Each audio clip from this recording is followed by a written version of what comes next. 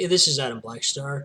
Today I want to start a new series on the statement, God is love. Now, this statement is taken from Scripture, 1 John chapter 4, verse 8, which says, He that loveth not knoweth God, for God is love. Now, since God is love, it follows that love is also God.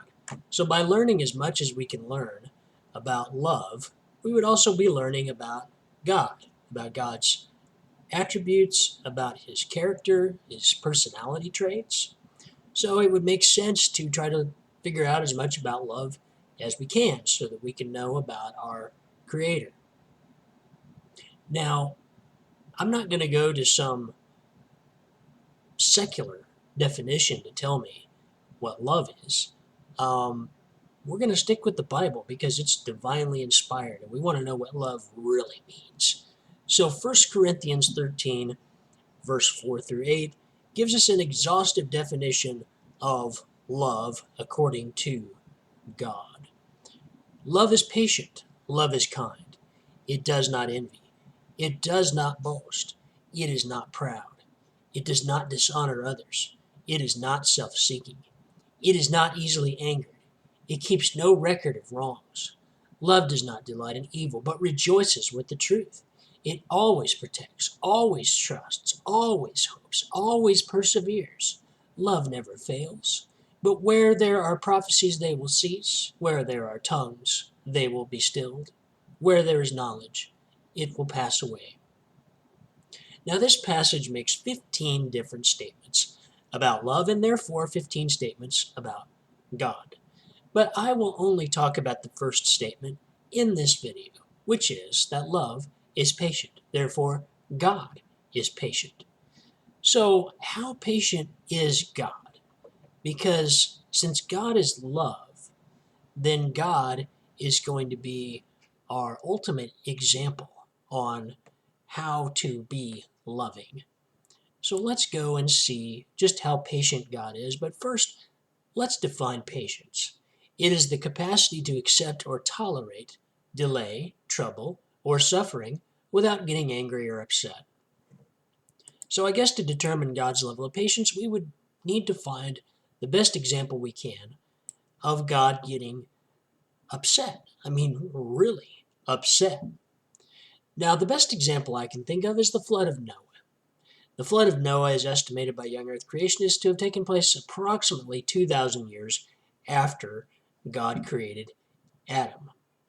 Now, it's no mystery that Adam and the human race in general have been a disappointment to God. We've been a bummer in pretty much every conceivable way. We just haven't lived up to God's expectations. So 2,000 years of this, 2,000 years between the point where God created Adam, figured out that Adam's a huge disappointment, and then finally ran out of patience with Adam and his offspring. 2,000 years of shenanigans. What do I mean by that?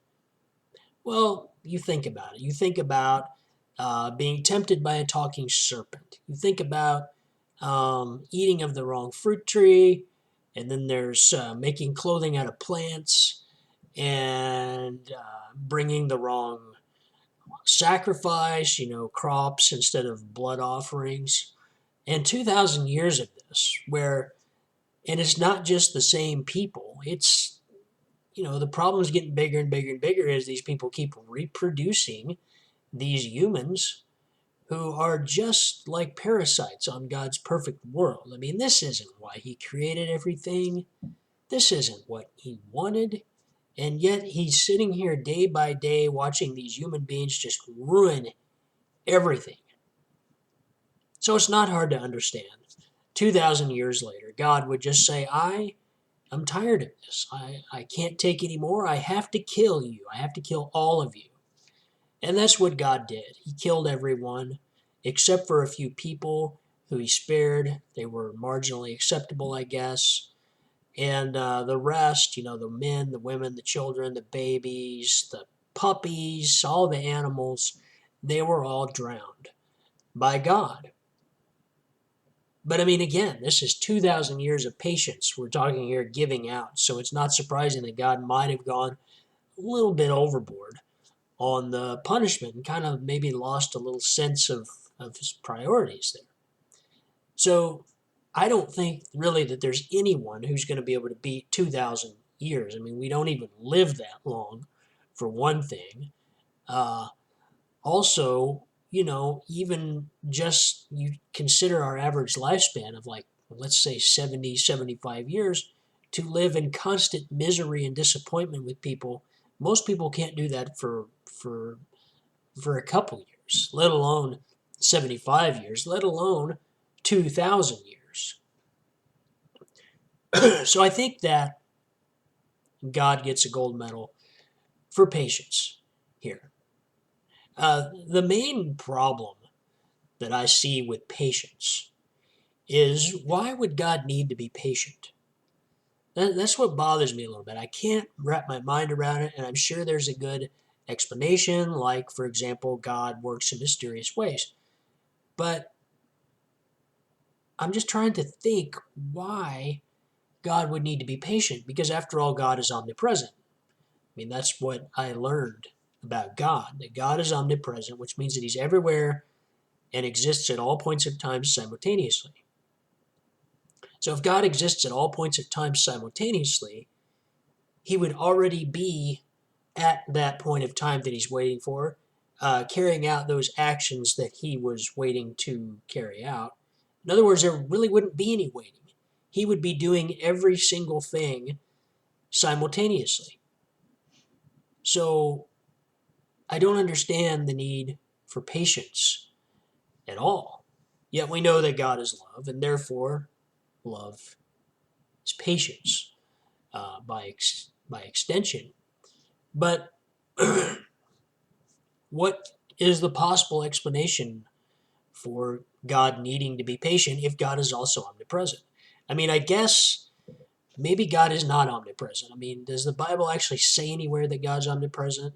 There's plenty of examples of God existing at a single point in time in the Bible. There's nothing in the Bible that I can see about God existing everywhere and at every time.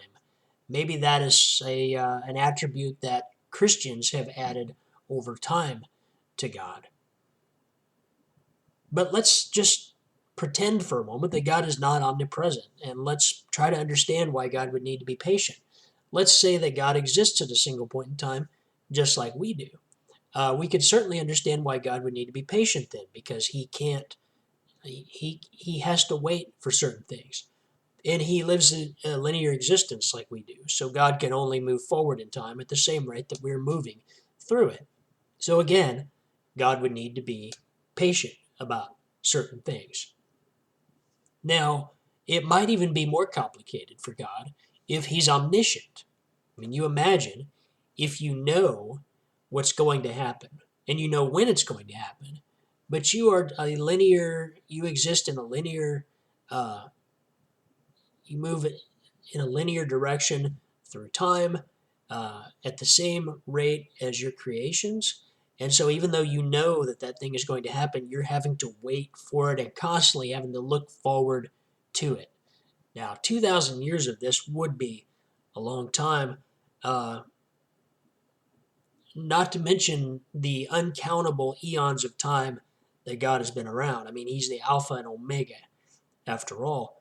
So who wouldn't be a little bit cranky after that span of time? The idea that God has any patience or any long suffering at all kind of blows my mind. So I think that we can go ahead and give God a gold star for patience, and we can reckon that God is love, and love is God, and love is patience, and God is patience too.